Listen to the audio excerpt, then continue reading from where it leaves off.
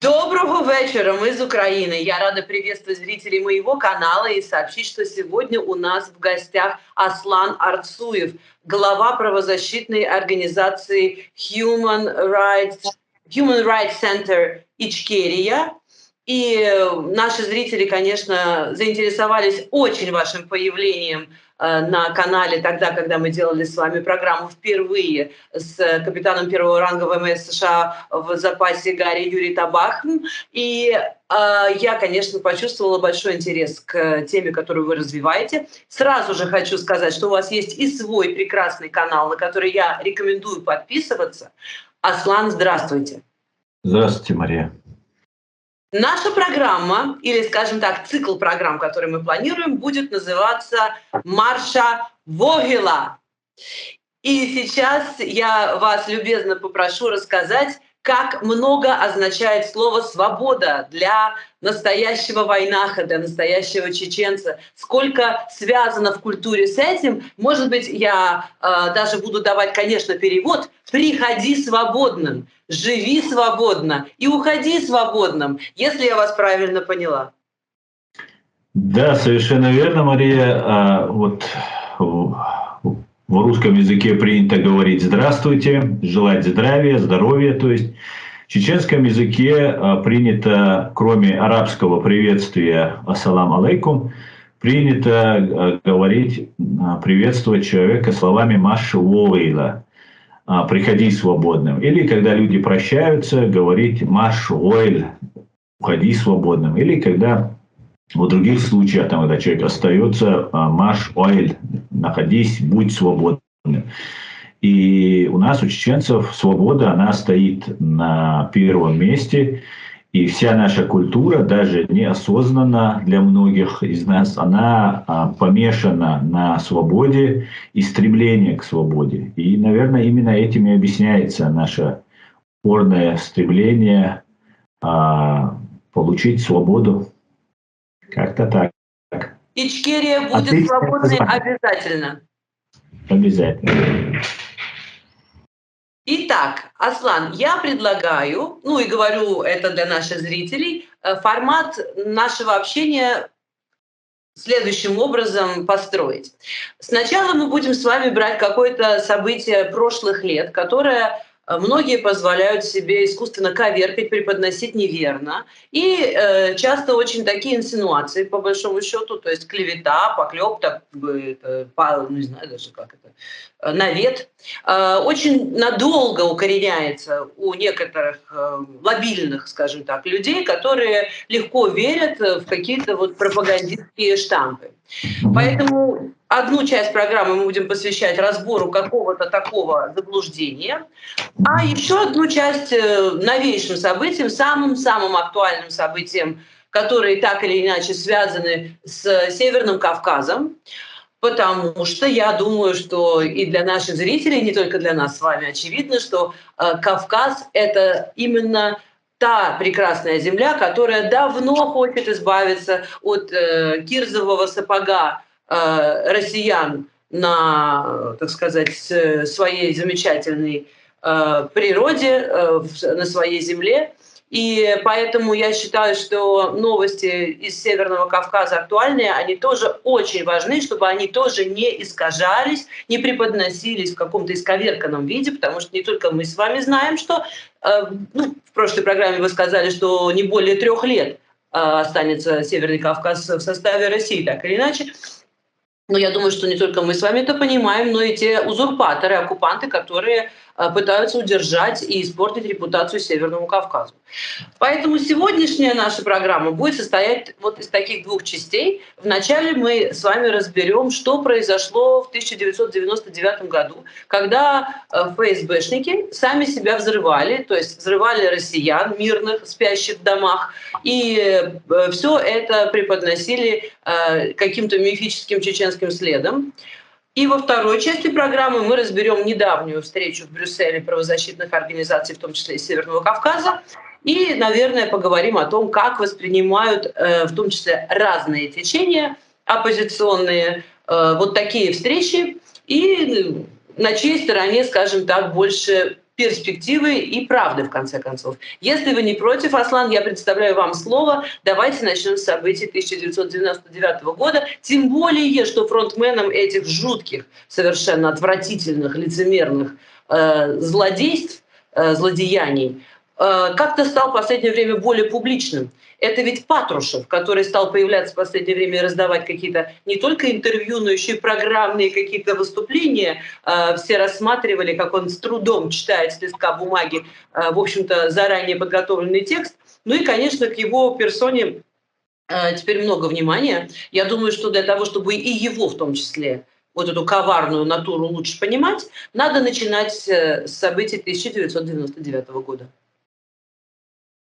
Совершенно верно, Мария, спасибо за возможность высказаться на эту тему.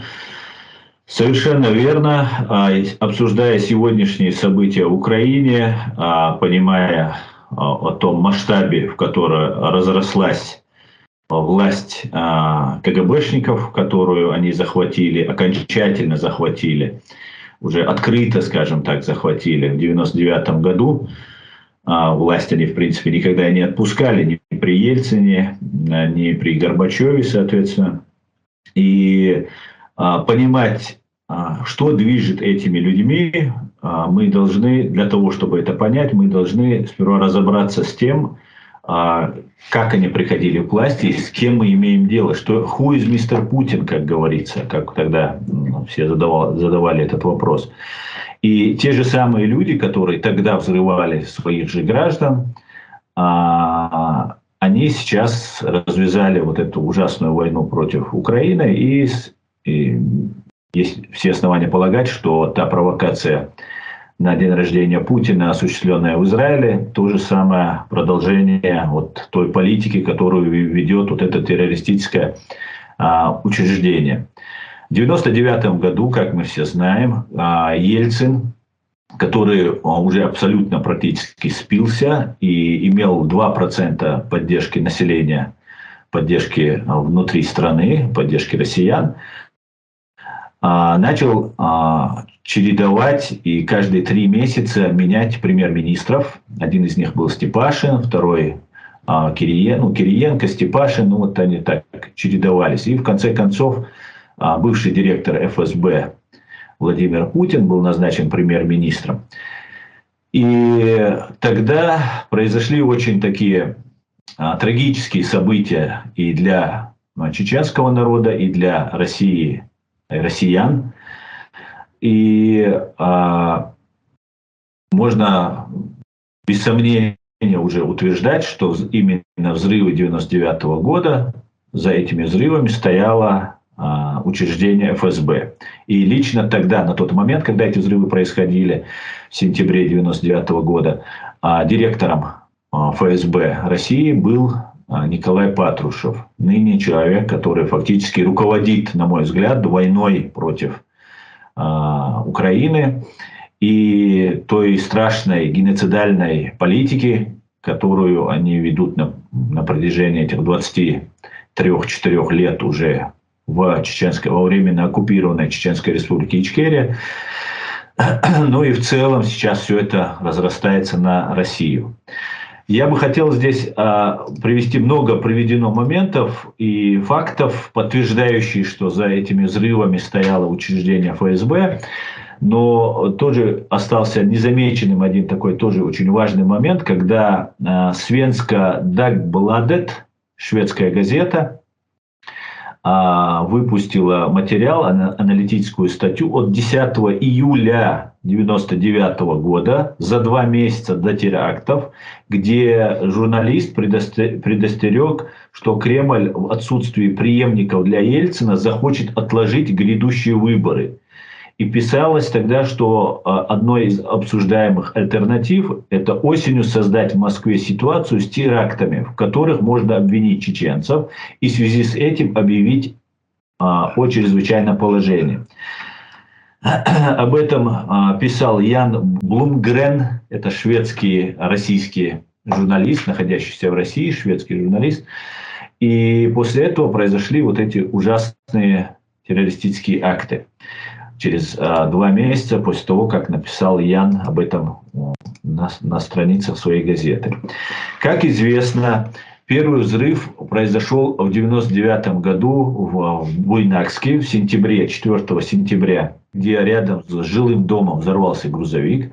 Дело в том, что до этого, и в результате этого взрыва погибло 64 человека, до этого еще в августе Басаев вместе с добровольцами, на тот момент рядовой гражданин, то есть не занимающий никакие государственные должности человек, хотя это заслуженный и генерал чеченский, объявил сбор помощи дагестанцам, жителям Чабанмахи и Карамахи, которые оказались в окружении. Ранее им тот же Степашин, о котором я ранее упомянул, который был премьер-министром и министром внутренних дел Российской Федерации, разрешил установить в этих 2 селах шариатскую форму правления. Шариатская она называлась условно, потому что там также проживали те же самые мусульмане, даргинцы по национальности в этих 2 населенных пунктах. И они просто запретили продавать водку. Вот и весь шариат, который там был установлен. Больше ничего не было. Участковый, по-моему, покинул эти населенные пункты, и не продавалась там водка. Затем, через какое-то время, эти населенные пункты и дагестанская, определенная часть дагестанского общества заключили договор между Басаевым и ими о взаимовыручке в случае необходимости, любой помощи, от гуманитарной до военной, в случае необходимости. Вероятно, это было сделано для того, чтобы затем провести вот эту провокацию и втянуть Шамиля Басаева, который обязан был выполнять договор, который он заключил с дагестанскими представителями. И с целью этого было разрешено установить 2 вот этих населенных пункта без контроля российской власти. И затем началась зачистка. Сперва им какое-то время дали пожить в своем так называемом шариате, а потом им сказали, что все, поиграли, хватит, и будем зачищать. Зачистка происходила очень жестко, с бомбардировками, с самолетов, артиллерийскими обстрелами. И тогда дагестанская вот эта часть общества попросила помощи у Шамиля Басаева, на что Шамиль Басаев откликнулся. И то нападение, так громко называемое нападение чеченцев на Дагестан, то есть на Россию, оно было всего лишь спасательной операцией, которую пытались провести чеченские добровольцы. От самой этой операции, спасательной операции, официальные власти Чеченской Республики Ичкерия в лице президента Аслана Масхадова официально отказались, сказали, что мы не имеем никакого отношения к действиям вот этих добровольцев, которых Басаев позвал, и они пошли в Дагестан. И сейчас по аналогии это можно сравнить с действиями рядового гражданина, как он утверждает, Игоря Гиркина, который тоже пошел сперва в Крым, затем в Славянск. И таким образом бывший сотрудник ФСБ, рядовой, совершил какие-то действия на территории чужого государства. При всем при этом государство, российское государство отнекивалось от этого, и это не служило поводом к войне, казусом Белли. То же самое можно сказать, что поводом к войне спасательная операция Шамиля Басаева, она не послужила. Более того, здесь важно отметить очень интересные моменты, почему Басаеву беспрепятственно разрешили войти в Дагестан. Это тоже подтверждает ту самую версию, что это была провокация с целью заманить чеченцев на территорию Дагестана и тем самым показать, что чеченцы напали на практически ядерную державу. Нас во всех тяжких грехах обвиняли, конечно, но в сумасшествии нас ни разу не обвиняли.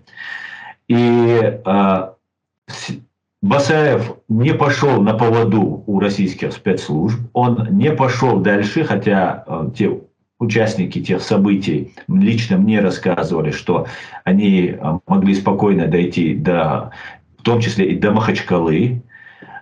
и уже в городе Махачкале вести боевые действия и сражаться. Но так как такой цели изначально не ставилось, а ставилась цель только лишь освободить Чабанмахи и Карамахи, пробить коридор, чтобы вывести женщин, детей и стариков, которые находились под жестким обстрелом.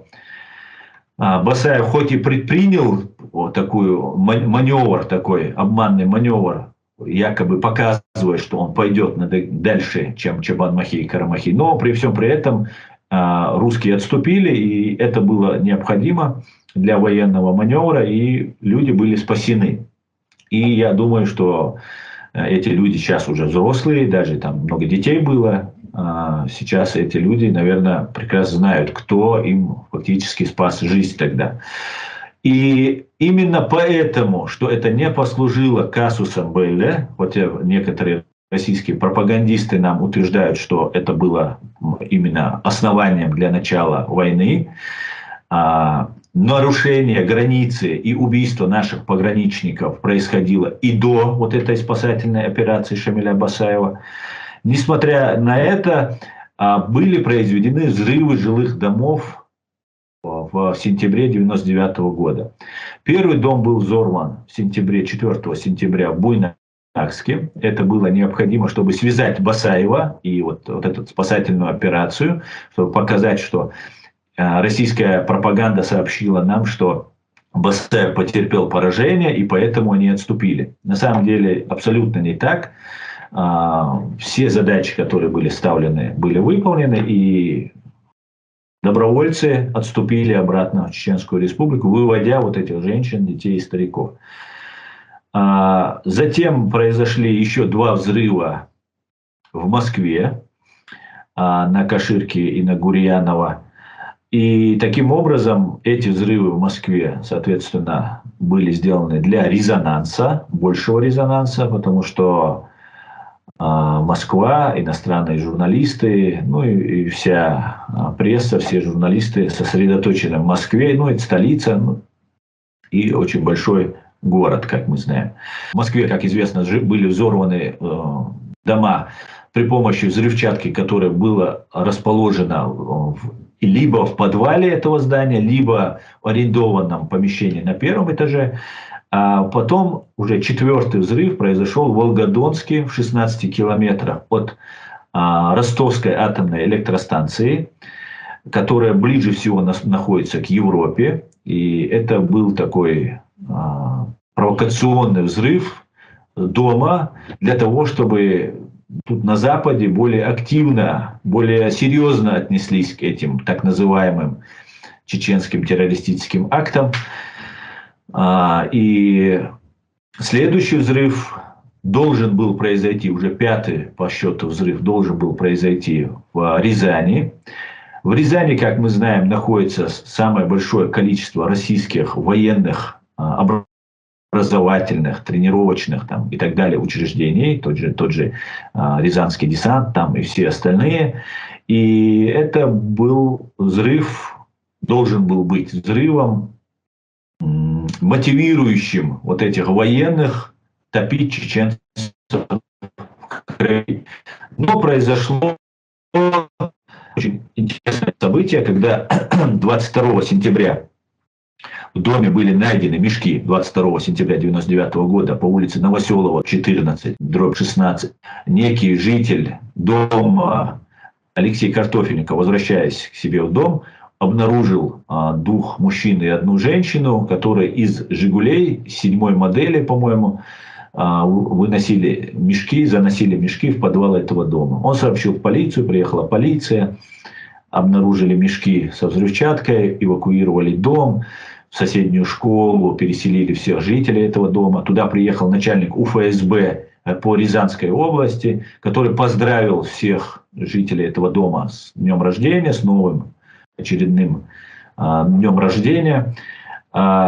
И через буквально 2 дня экспертиза подтвердила, что в мешках находилось взрывчатое вещество гексоген. Было возбуждено дело по статье «Терроризм». Это все происходило 22-го, ту ночь, по статье 205, часть 1, покушение на терроризм.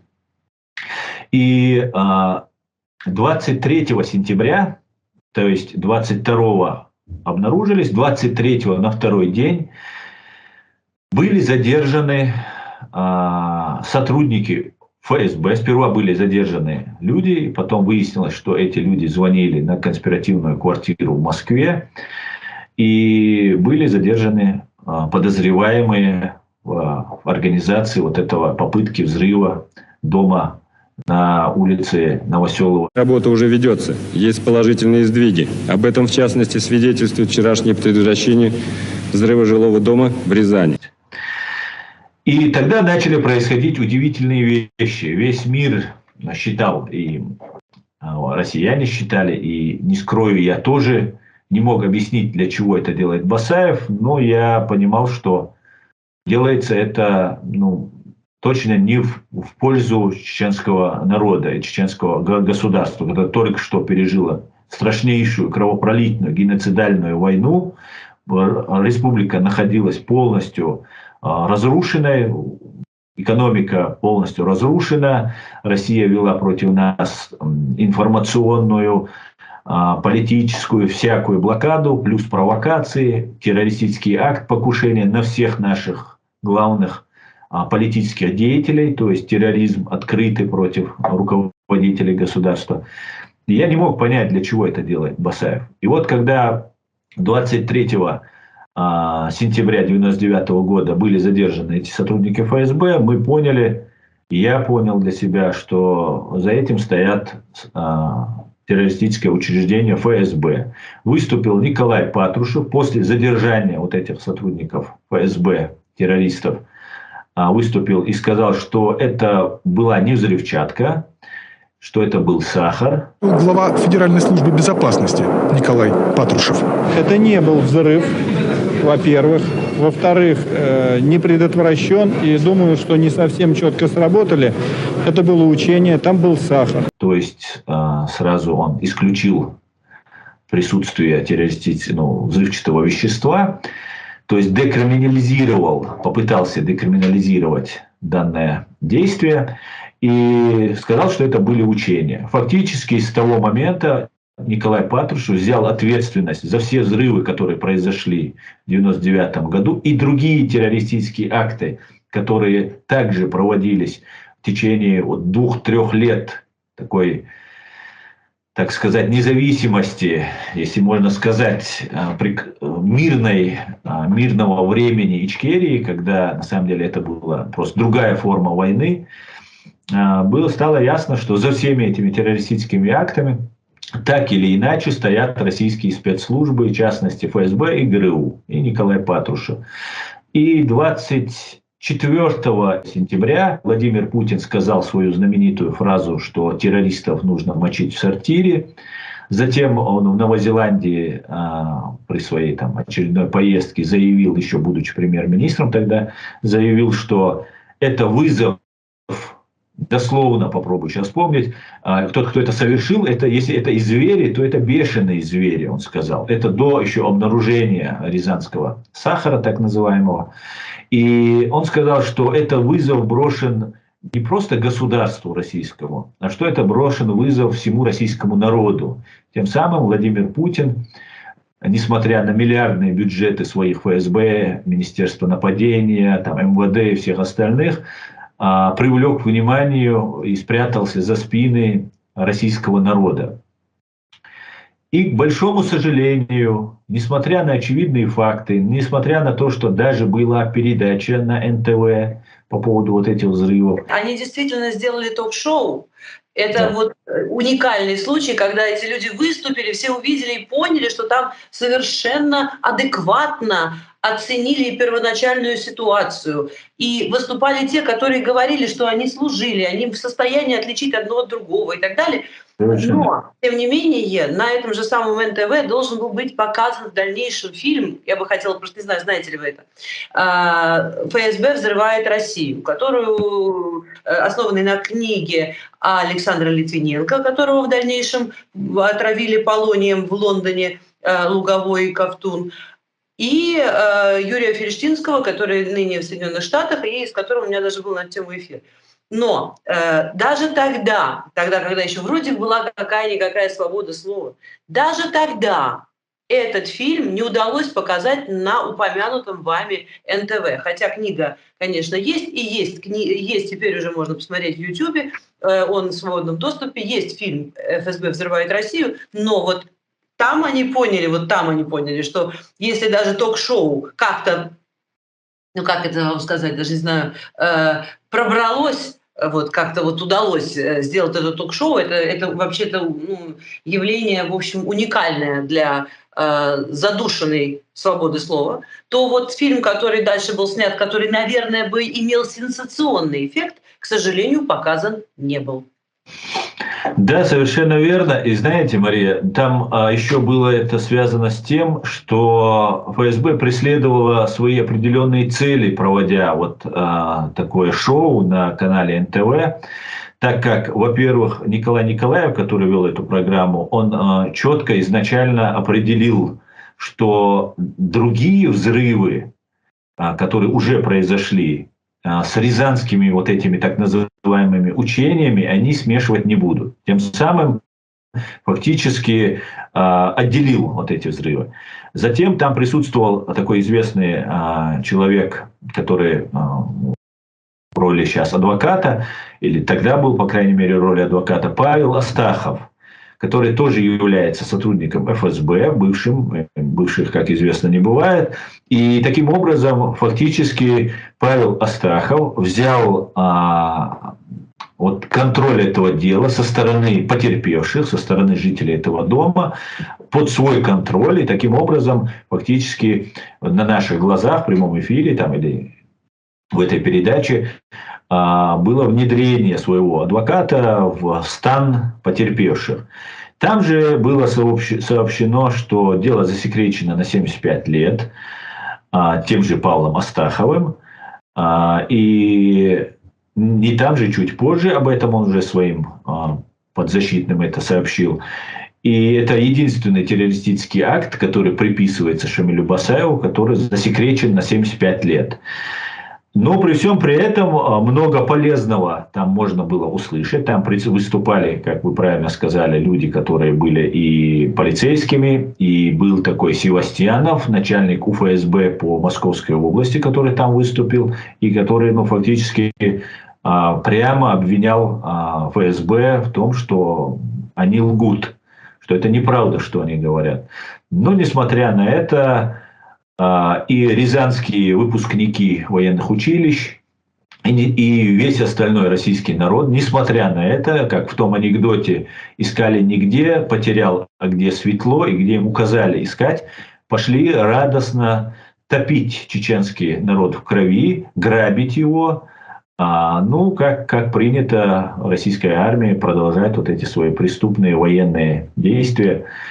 И мы пережили очень страшные вещи после этого. И для меня вот эта тема важна, может быть, наравне с теми преступлениями, которые совершены Россией против граждан нашей страны, всех национальностей, всех религий, которые проживали в нашей стране, которые были убиты, обвинив нас в терроризме и мочили нас, где им только вот удавалось нас замочить. Вот. Если вкратце, то так. Я не знаю, понимаете, конечно, они все завели, как бы это сказать, вот именно что это получается не ток-шоу, а какая-то спецоперация по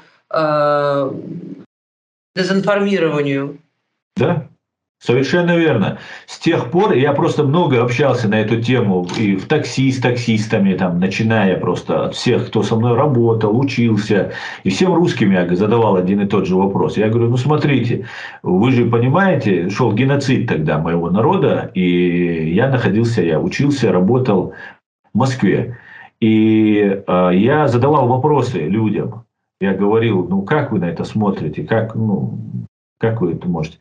И знаете, заканчивая таксистами, начиная профессорами, с которыми приходилось на эту тему рассказывать, когда они получали исчерпывающие от меня приблизительно такую же информацию, которую я сейчас выдавал, они говорили, что если это так, уже когда им невозможно было отвертеться от факта, говорили, если это так, то нас ждет ужас. Вот все говорили, это просто нас ждет просто в будущем ужас. Все понимали, просто не хотели в это верить. Если это так, мне сказали люди, что это будет просто ужас. Но это для КГБ, для НКВД это не ново. Это так происходило всегда. Ну вот такая вот спецслужба в России, которая является не политической службой, которая обязана защищать конституционный строй, политиков, там, бороться с шпионами, с диверсантами.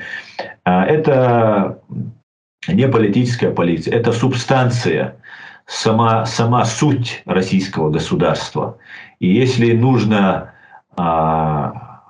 кому-то в этом мире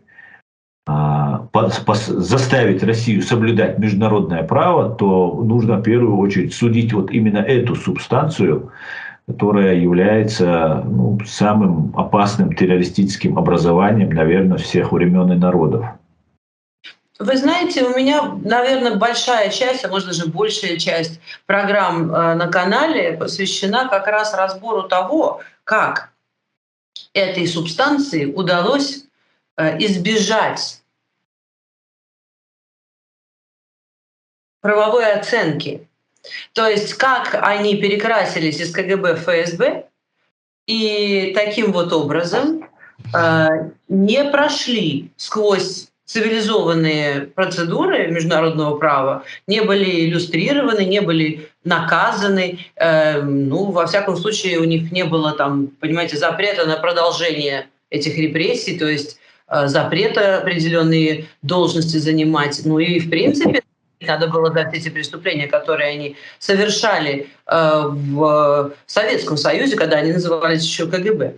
И, в общем, наверное, я могу прийти пока к такому промежуточному выводу, что нити этих ошибок, когда всякий раз, имея шансы, гражданское общество не демонстрировало необходимой настойчивости, и те выдающиеся личности, которые к этому призывали, к сожалению, разделяли судьбы всех тех жертв, да, которые только полнятся с тех пор, эти чудовищные цифры, списки этих вот их злодеяний. Галина Васильевна Старовойтова дважды вносила проект о иллюстрации, законопроект в Государственную Думу, но вот после того, как она внесла его второй раз, была совершена расправа над ней. Поэтому не хватило тогда, очевидно, совершенно в эти 90-е годы силы для того, чтобы все-таки эти правовые последствия для них наступили. А все это потому, что по итогам Второй мировой войны, которую Сталин развязал вместе с Гитлером, когда у них был план Молотова и Риббентропа и секретные протоколы к нему, когда в итоге после того, что Советский Союз подвергся сам нападению, вот после этого не разбирали начало войны, а разбирали только ее итог. И в конце концов вот эти преступники, которые ничем не отличались от нацистов гитлеровской Германии, сели за один стол переговоров со стороны победителей, были обвинителями на Нюрнбергском трибунале, и поэтому общество тогда закрыло на эти обстоятельства глаза, и всем показалось гораздо лучше локально разобраться с тем преступным нацистским режимом и всеми теми, кто, там, скажем, находились во главе непосредственно нацистской власти. А всех коллаборантов, даже самых мощных, таких как муфти Иерусалима Аль-Хусейни, что, извините меня, вопиюще, потому что он дважды избежал приговора за погромы не только в 2020 году, но еще и потом, когда поставил непосредственно под штыки гитлеровской Германии 800 тысяч арабов. То есть был тем пропагандистом, который привел в таком жутком количестве арабов на темную сторону истории. И вы знаете, никого из них, больше, вернее, скажем так, нацистов, конечно, осудили. Германия прошла переосмысление, иллюстрацию, тяжелые годы. Сейчас, как мы видим, реакция, между прочим, именно немецкой власти, она, так скажем, гораздо ближе к желательной, нежели в других странах. Они запретили акции в поддержку Хамас. Наглядный пример того, что общество выздоровело с того момента, потому что прошло иллюстрацию и так далее. И такой же наглядный пример, как российское общество не дало себе шанса на выздоровление ни по итогам войны, то есть когда мировое сообщество позволило Сталину избежать ответа за свои преступления, каждый раз безнаказанность порождает еще большую эскалацию этих зверств. Поэтому тогда их не осудили. Они поняли, что это и есть их конкурентное преимущество, надо и дальше издеваться над своими гражданами. Они еще хуже занялись репрессивными своими этими приемами всеми. Потом в 1991 году опять им удалось пережить, так сказать, просто перекраситься. И я хотела вас спросить, как вы думаете, не переживает ли, как ни странно, эта страшная на сегодняшний день людоедская страна просто Россия, такой как бы латентный, скрытый, в общем-то, шанс, который она сейчас упускает, по большому счету. Нет ли в этом моменте поворотной истории какого-то шанса, если бы россияне поняли, что сейчас у них есть шанс уничтожить эту гидру? Теперь есть твердая сила, есть бескомпромиссные героические вооруженные силы Украины. Кстати, должна сказать, что в составе вооруженных сил Украины в иностранном легионе есть батальон имени Джохара Дудаева, которые тоже добывают вместе с украинцами победу, и которые, я думаю, в дальнейшем будут добывать свободу своей родной Ичкерии.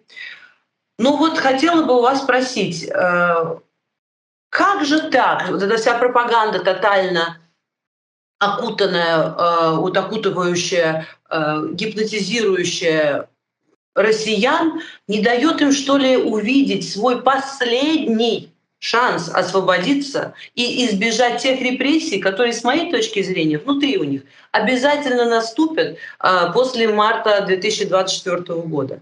С моей точки зрения, они сейчас, уже у них наступает этап кровавого молоха. Они за все, конечно, ответят. То есть вместо того, чтобы подумать в последний момент отчаяния, что можно же дезинтегрироваться, можно разбежаться в разные стороны. Есть много этносов, которые хотели бы свободы, независимости. Где эти лидеры? Почему Северный Кавказ сейчас не действует срочно, пока можно в последний момент еще выпрыгнуть из погружающейся во мрак абсолютных расправ, этого отсутствия правового поля и всего прочего, что их ждет в дальнейшем? Почему они не чувствуют эту свою последнюю историческую возможность, хотя бы клочками, но сохранить какую-то, как вам сказать, жизнь там, где будет только уже дальше смерть? Да, конечно же, вопрос интересный. И здесь нужно, знаете, понимать, что мы имеем дело, опять же, не с политической полицией, а мы имеем субстанции, которая сама себя воспроизводит. На все случаи жизни уже на протяжении последнего века это учреждение научилось так управлять государством, так управлять своим народом, что на все случаи жизни они воспроизводят симулякры. И любой независимый, объективный человек, который из русской среды, из российской среды, любой национальности, который захочет помочь восстать своему народу, освободиться от этой гидры и так далее, этот человек автоматически попадает в окружение огромного количества симулякров, не настоящих этих действующих имитаций, которые представляются большими патриотами, чем самый большой патриот там, и так далее. Им делается легенда и так далее, и так далее. Это очень хорошо проследить на примере вот этого так называемого института воров в законе, когда точно так же из более смелых, дерзких, таких пассионарных людей, либо они ломаются, подчиняются, либо их под разными обманами, шантажами, деньгами, всякими разными, смотря как на кого оказывать давление, и создаются симулякры, которые реально вхожи в этот преступный мир, воровской этот мир, но подчиняются КГБ СССР или там ФСБ нынешнее. И вот точно так же на всех уровнях происходит создание симулякров. И сейчас, когда в Украине идет борьба, а это не только ФСБ, КГБ СССР мы должны брать в большем таком понимании этого дела. Это, конечно, не все ФСБ, ФСБ слишком раздутый штат, но есть определенные направления в этом ФСБ, которые занимаются именно политическими вот этими делами. И сейчас, вот, например, мы видим, в Украине создаются, кстати говоря, кроме Джохара Дудаева батальона, есть еще батальон шейха Мансура, есть подразделение Хамзата Гилаева, Борз. И еще в каждом подразделении вы найдете обязательно чеченца. Несколько тысяч чеченцев воюют в вооруженных силах, в составе вооруженных сил Украины. И сейчас вот просто как пример, вот есть такой исторический персонаж, дагестанцам не понравится, наверное, уже не нравилось мне, уже писали об этом, но я вынужден это говорить, так как это правда. Был такой исторический персонаж, политический деятель, имам Чечни и Дагестана, имам Шамиль его называют, его звали. И этот человек после 27 лет кровопролитной войны, 25 лет кровопролитной войны, сдался, после этого еще мы 2 года оказывали сопротивление, сдался российским властям и наказал кавказцам, дагестанцам не воевать против России. И Владимир Зеленский выступает на фоне вот пьедестала вот этому человеку и как бы призывает кавказцев подняться. Но мы, кавказцы, уважаем период 25-летней борьбы имама Шамиля. Мы не уважаем его последний поступок, потому что знамя, кем является лидер, не имеет права сдаваться. Ему не нужно бегать в окопах, ему не нужно там самому лично воевать, хотя наши президенты, от Дудаева, Масхадова, Абдулхалима, Доки Умарова, все воевали и все погибли, и никто не сдался в плен. Потому что это очень важно. Вот, когда малочисленный народ сопротивляется, важно, чтобы лидер остался до конца. И тогда, в таком случае, даже после его гибели, дело продолжает жить. А важнее всего это дело, которым борется народ, потому что это не какая-то группа людей. И вот создается группа имама Шамиля в Дагестане. Но для нас, для чеченцев, понятно, что завещал имам Шамиль. Не сопротивляться России. Это как Тарас Бульба, например, такой вымышленный персонаж есть, который сперва воевал против России, украинский вымышленный персонаж, потом перешел со своими сыновьями, воевал против, а потом перешел на сторону России. И фактически в наших глазах, в нашем понимании, когда нам рассказывают, что вот нужен батальон имени там имама Шамиля, в котором есть уже дагестанцы, там какие-то люди в этом находятся. Для нас это понимание, что завтра они перейдут на сторону России. Это те же кадыровцы будут. Вот так мы это видим. Поэтому очень сложно некоторые вещи донести до украинцев, им объяснить. Например, есть такой человек, как Ахмед Закаев, которого в Украине тоже очень чествуют, там, ему там доставляются площадки. При всем при этом этот человек не представляет нашего сопротивления. Этот человек такой же симулятор, который имитирует свою деятельность. Реальная наша власть, избранная еще чеченским народом, это президиум правительства, куда входит 15 человек. Они засекречены в подполье. Там известные из них Алла Дудаева, Ахят Идигов. Есть еще некоторые лица, которые представляют. Но с ними не ведутся разговоры. И вот у меня, как у независимого правозащитника, наблюдателя, который всем сердцем болеет за Украину, болеет за то, чтобы она выиграла, чтобы она отстояла свою свободу, так как мы верим в пророческие слова Джохара Дудаева, где он говорил: «Солнце свободы зайдет со стороны Украины». Поэтому, когда мы такие вещи наблюдаем, нам становится досадно. Да, сейчас Верховная Рада признала территорию нашу оккупированной и геноцид, совершенный над нашим народом.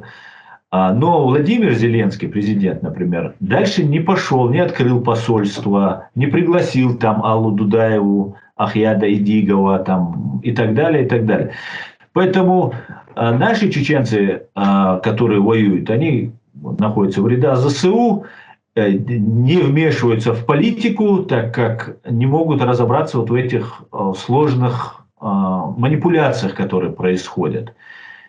И вот эти вещи нужно доносить и до русских тоже в той же степени. Например, есть разные батальоны там, с имперскими такими названиями. Да, там, ну, позывной «Цезарь», например.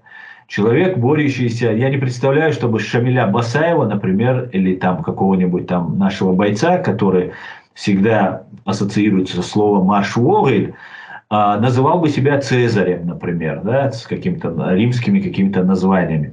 Это все имперские названия. А если же русские пришли спасать русских в Луганске, Донецке и так далее, только лишь потому, что они говорят на русском и русские, хотя это другое государство, другая территория, то почему бы не формировать русских украинцев, которые проверены, которые живут в Украине, и вот те русские, которые из России, они будут приходить в подчинение к этим русским. Ведь нет же разницы, когда их отвоевывают и освобождают, что воюют же там за донецких русских, допустим. Но почему бы не быть этим украинским русским, который, кстати, у меня есть на канале мои подписчики, с кем мы общаемся, которые в рядах ЗСУ, которые душой и телом не жили при эти 20-30 лет при вот этом КГБшном демократическом режиме в России, а жили в свободной Украине и выросли вот эти 20-30 лет. Это ну, и тот же Залужный, и тот же Зеленский. Это все люди, которые многого не понимают, то, что понимают россияне. Мы люди, которые находимся, я себя не как россиянин, но как россиянин, который находился насильно примкнутый к России. Мы знаем все тонкости, все намеки, которые нам, может, власть делала, да, все это время. А украинцы некоторые вещи этого не понимают, потому что они, ну, в принципе не понимают, как эта власть может тебя взрывать, и ты сидишь дома. Нет, ты сразу выходишь на митинг и сметаешь эту власть. И вот эти вещи, мне кажется, на какое-то время русским, той же оппозиции, русской оппозиции, которая есть из России, нужно обратить внимание, что им нужно по-настоящему бороться за свою свободу. И имея имперские какие-то нарративы, имперские какие-то клише, бороться за свободу русского народа, я не вижу пока этой борьбы. Как сказал Пол Гоббл, Россия начнет соблюдать международное право, если в ясный день со стен Кремля будет видна граница России. Но до этого не способны сейчас ни Пономарев, ни вот эти разные представители разных оппозиционных партий дойти до этой мысли и сказать, что да, мы должны распустить Россию на добрых основаниях, на обоюдном согласии со всеми. Ведь все, в том числе и кавказские народы, они же незаконно находится в составе так называемой Российской Федерации, потому что сама эта Российская Федерация образовывалась незаконно. Распускался Советский Союз, хотя были механизмы правильно распустить, но для того, чтобы сегодня спекулировать на этом и говорить, что мы восстанавливаем Советский Союз, потому что он развалился незаконно, тогда они его распустили фактически незаконно. И все действия, которые принимались Российской Федерацией, они незаконны. Нахождение Российской Федерации с правом вето в ООН – это незаконное. Это, просто даже исходя из того, что две страны ООН с правом вето совершают геноцид. Как в 21 веке Россия над чеченцами, сейчас и уже в том числе над украинцами, Китай над уйгурами. И вот эти вещи происходят в том числе при попустительстве Запада. Мы это тоже должны понимать и говорить. Была какая-то выгода или не ожидалось, что развал Советского Союза. Как мы видим, что все-таки развала не желали, развала Советского Союза. И даже приезжали, американский представитель прилетал в Киев и уговаривал не уходить Украину из состава России, из состава СССР. Вот эти вещи, здесь нужно, знаете как, нужно, чтобы была воля, политическая воля на самом верху, всех самых серьезных игроков. Не так вот сверху мы наблюдаем за игрой, а КГБ умеет очень хорошо создавать, как я уже сказал, эти симулякры и производить вот вам нужное, что вам нужно, предлагать. Они это умеют. Как бандиты на разборках коммерсанту, они всегда найдут ему очень нужное предложение, которое он посчитает, что ему самому это выгодно. Вот точно так же происходит и в отношении больших государств, когда КГБ создает разные симулякры, и вот эти симулякры говорят, вот-вот мы сейчас победим, вот сейчас. А не произойдет вот это сейчас. Деколонизации Кавказа не будет, если будет эту деколонизацию предлагать нам Пономарев, например. Деколонизации не будет, и Дагестан не будет восставать, если будет батальон под названием имама Шамиля.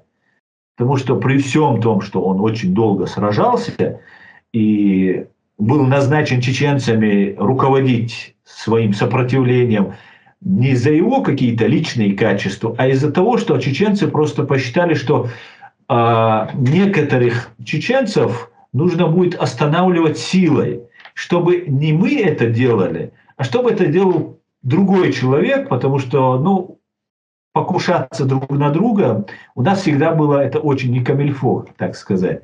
Сейчас это просто уже считается, Кадырову можно убивать всех, вернее, убивать никого, кроме чеченцев.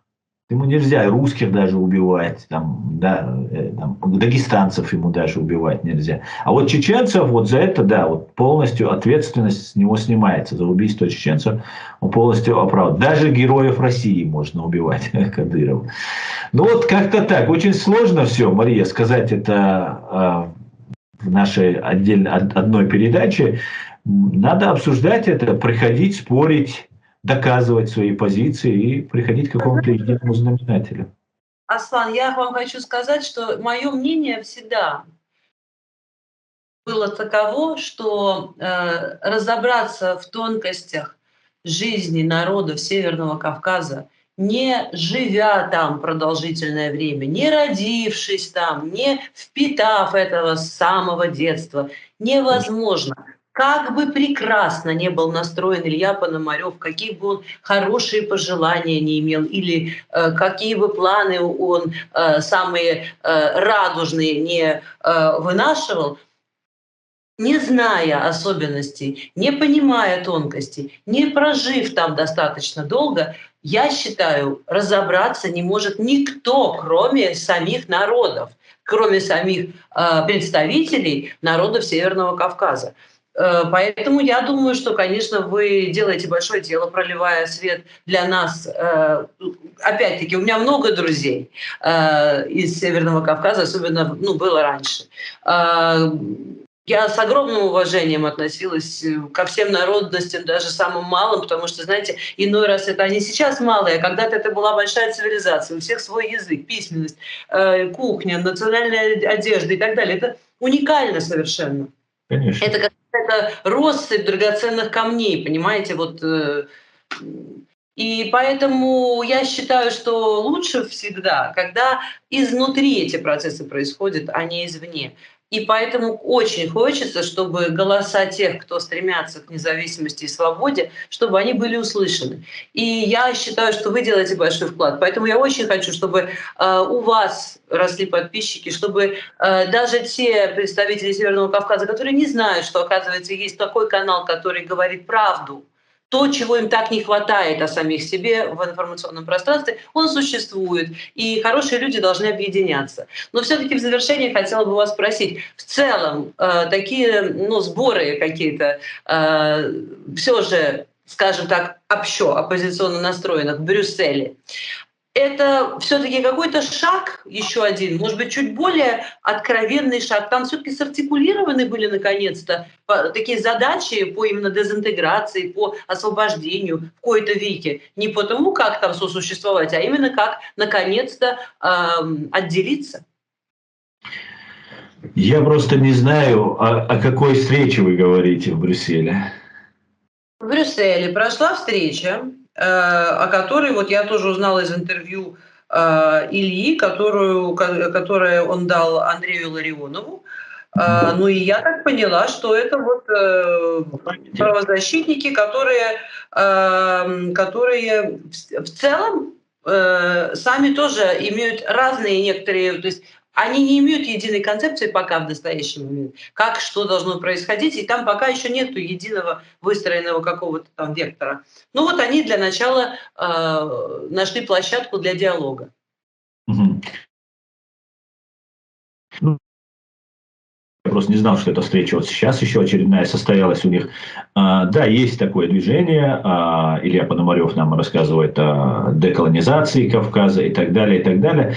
И даже есть вот представители от имитирующих власть Ахмеда Закаева, которые тоже там имеют с ними какие-то контакты. Именно поэтому чеченский народ не поддерживает Ахмеда Закаева, потому что он абсолютно неразборчив вот в этих своих связях, абсолютно россияне, не россияне, там не имеет значения для него.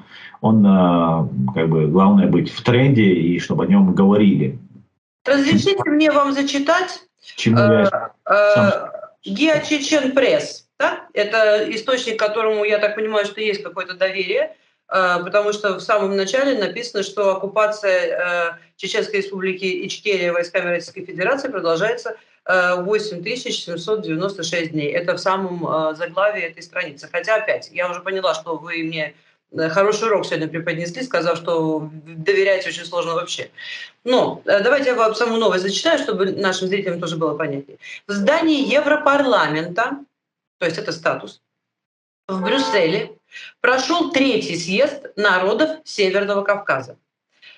Как уже ранее отмечалось, это мероприятие проводится впервые за 106 лет, так как 2-й съезд проходил в сентябре 1917 года в городе Владикавказ. Для встречи и работы на этом форуме прибыли делегации чеченских, черкесских, дагестанских и других кавказских диаспор из Америки, Канады, Турции, Украины, Швейцарии и многих других стран. Съезд вызвал большой интерес у мирового сообщества. Об этом говорит то, что активное участие в его организации приняла депутат Европарламента Анна Фотыга. А приглашенными гостями были представители Украины, Беларуси, Италии, Литвы и даже бывший депутат Госдумы Илья Пономарев. В итоговом документе съезда Чечен Пресс познакомит, редакция Чечен Пресс познакомит позже об итоговом этом документе, то есть мы не можем пока сделать вывод о том, что там было принято. Но тем не менее это, в общем, так выглядит, как довольно историческое, что ли, событие. И там присутствовал, сейчас во время заседания, дальше читаю, плохо почувствовал себя вице-премьер правительства Чеченской республики Ичкерия, президент Международной правозащитной ассоциации «Мир и права человека» Саид Эмин Ибрагимов. Пришлось вызвать скорую помощь и увезти Ибрагимову в больницу. Врачи констатировали инсульт. В настоящее время Саид Эмин находится под постоянным присмотром врачей и чувствует себя лучше. Ну, я вам могу сказать, что вот те люди, которые представляют Ахмеда Закаева от чеченской стороны, там представляют не чеченскую сторону, они представляют внутрироссийскую оппозицию, внутрироссийскую антикадыровскую оппозицию.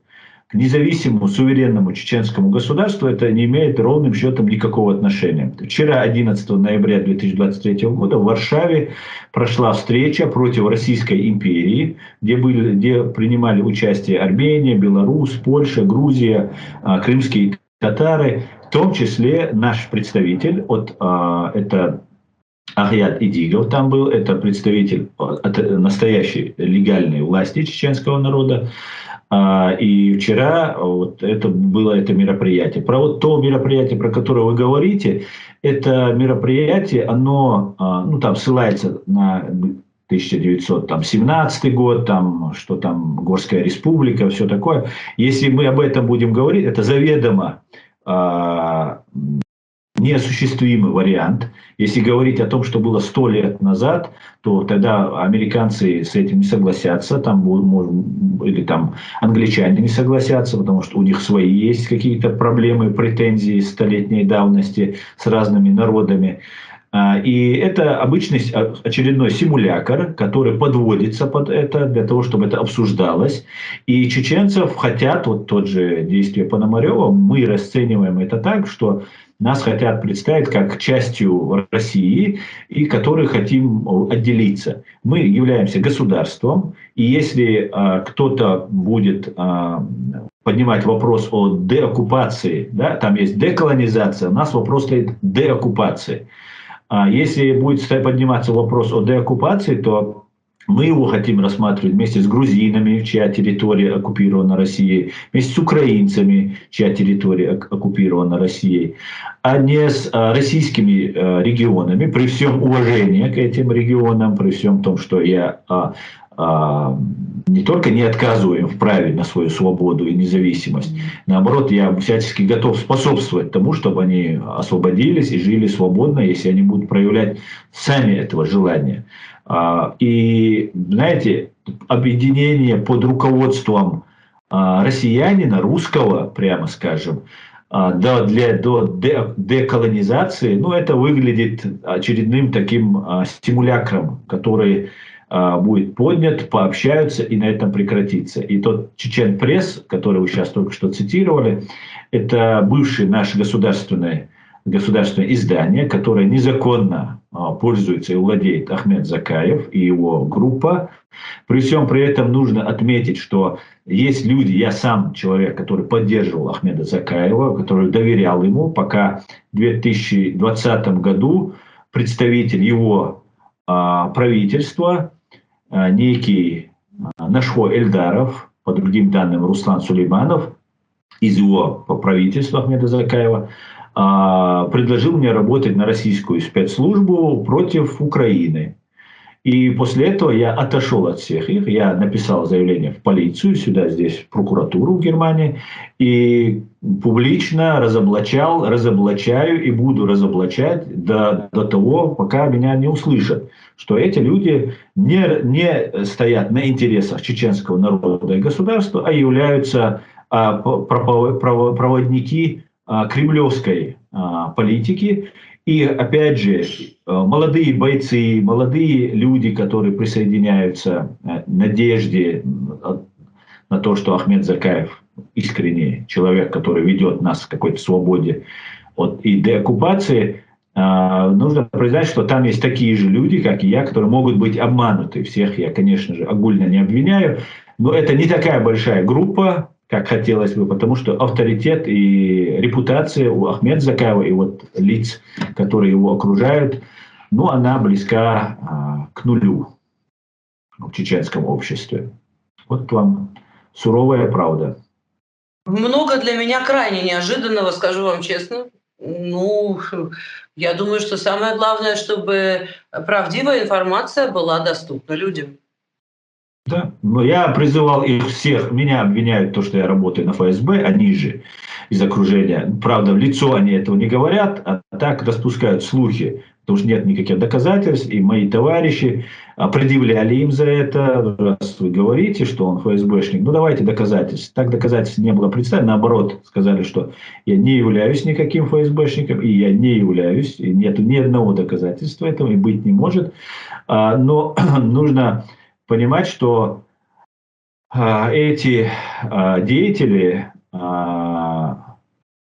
фактически несут очень деструктивные элементы в наше сопротивление, пытаются всячески нас разобщить, и это у них в определенной степени получается. Но мы, конечно же, знаем, что такое правда, знаем, что такое истина, стоим на этом и будем стоять дальше. И на Западе, в мире нас знают, и Аяда Идигова знают, и Аллу Дудаеву знают, и других лиц, которые засекречены, находятся в президиуме правительства. Также можно очень хорошо посмотреть, как люди, которые являются вокруг Ахмеда Закаева, они не страдают, их родственников не преследуют, родственники некоторые занимают хорошие должности в России. И их канал, самое главное, не запрещается на территории России. А вот мой почему-то запрещают, как отъявленного врага России. Ну и таких примеров очень много, Мария. Итак, я вам очень признательна за такой интересный разговор, за такой глубокий анализ и за, знаете, такую последовательную, очень пылкую, очень такую пламенную позицию. Мне было очень интересно, думаю, что нашим зрителям тоже. И мне остается только сказать «Марша Вогела». Да, в этом случае можно сказать «Марша Гойль». Уходите свободны.